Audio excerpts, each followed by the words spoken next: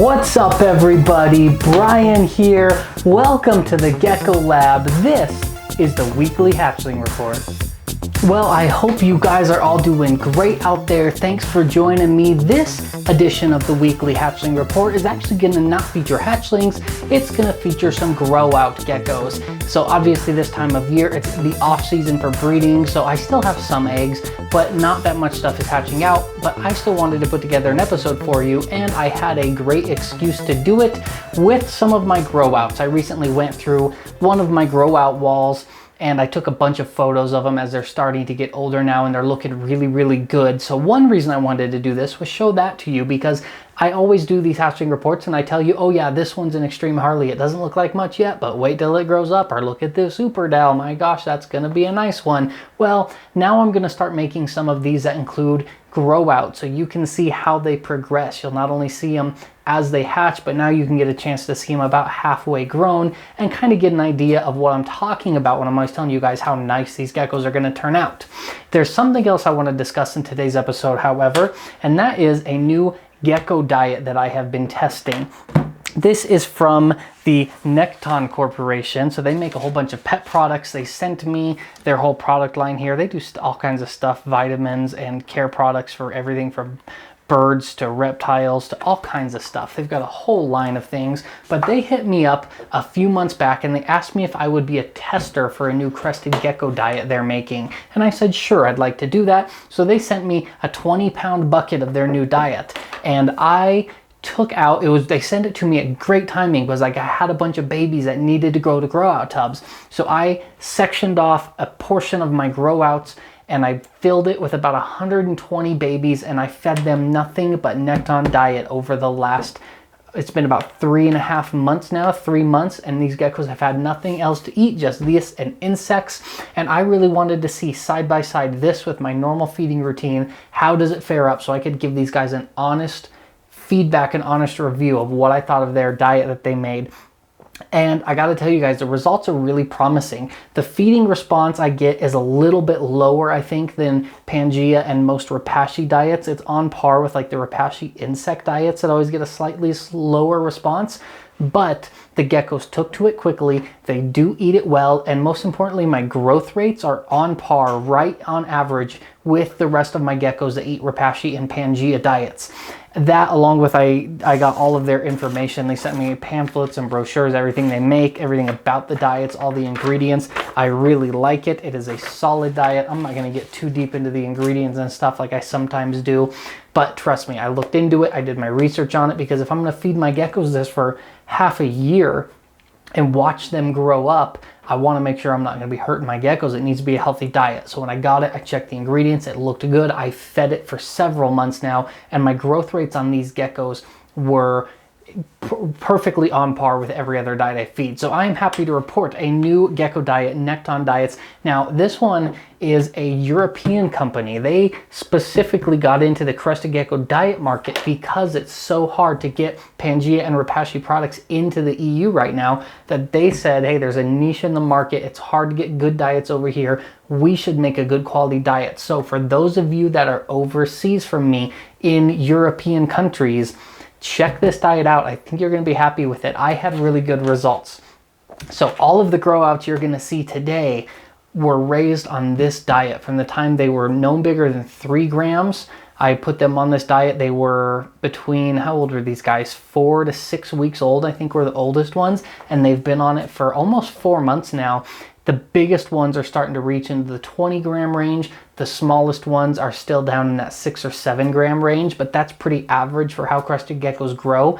They all grow at different rates, and on average, I checked these 120 geckos that I've been feeding this diet compared to the rest of my grow out room that were the same age, and they are right in line, growing perfectly. So it's a solid diet. Check it out if you're in the EU. Now, let's get into some of the geckos. I'm excited to show some of these off because these are ones that I don't show off in this show. This has always been hatchlings. So now that we got some better looking grow outs, I'm real curious to see if you guys like this. The first one we're gonna go over today is a beautiful creamsicle quad stripe, a C2 quad stripe.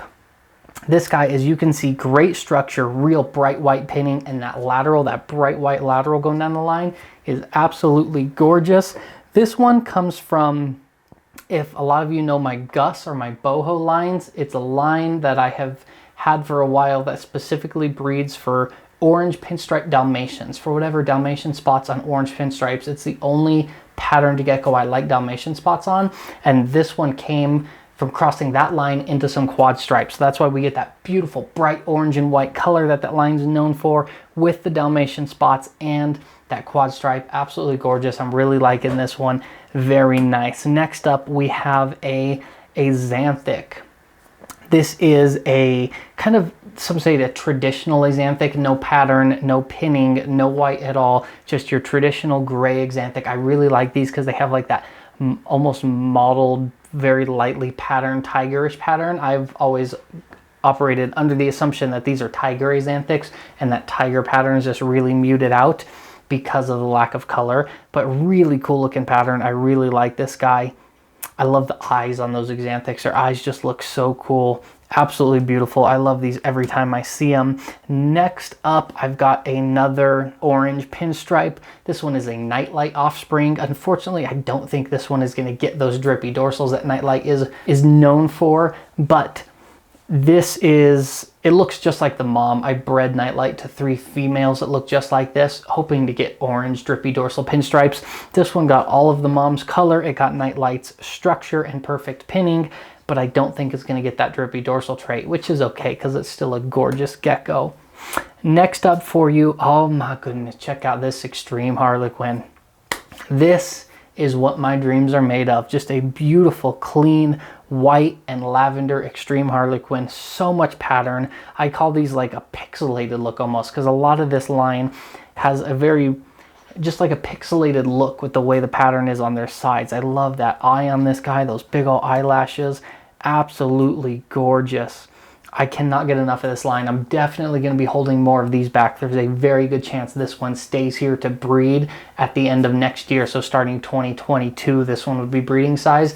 Very good chance that this one stays for that season. I definitely need to build up this line more. I love it so much. And this one actually came from parents that I don't have named or photographed. I have a whole bunch of breeders that I have not yet named or photographed. I need to get on that, but this is a blow line offspring outcrossed with a bunch of other stuff I have. I got a whole bunch of this line that I haven't named or photographed yet. Wait till I get those pictures up. You guys are gonna love it, but that's a particular favorite of mine. And then to end of the day, I mean, just look at this thing. Absolutely incredible xanthic quad stripe. The head, the pattern on the head is so cool. If you look really close, actually, right at this guy's nose, do you see how his head is white, and then right along the lip, just right where his nostrils is, there's like a dark shinier spot? That's actually a sign that he's getting ready to shed. So this one is going into shed, but the color is incredible. Just dark, dark xanthic, those pure liquid paper white lines, and that nice lateral striping, the white fringing on the back legs. Absolutely stunning. Definitely one of my favorite up-and-comers. Also a very, very good chance that that one stays for a while. I can't imagine, I can't imagine selling something like that, but I can't imagine I won't be able to find a place for it in my breeding projects in about a year. So don't get to your hopes too high up on being able to pry that one out of my hands. We'll see. Probably next Black Friday sale or so is when these ones might be looking to move, maybe next August. I don't know. But there's a couple of my holdbacks. I got a bunch of these pictures to share with you guys, so don't forget to hit that subscribe button if you want more of this. I've always got more geckos to show you. Thank you guys very much for joining me today. I really appreciate it. As always, I am Brian, Altitude Exotics, altitudeexotics.com. Follow us on Facebook and Instagram at AE Geckos. As always, be safe, be kind. I love you guys. We'll see you soon.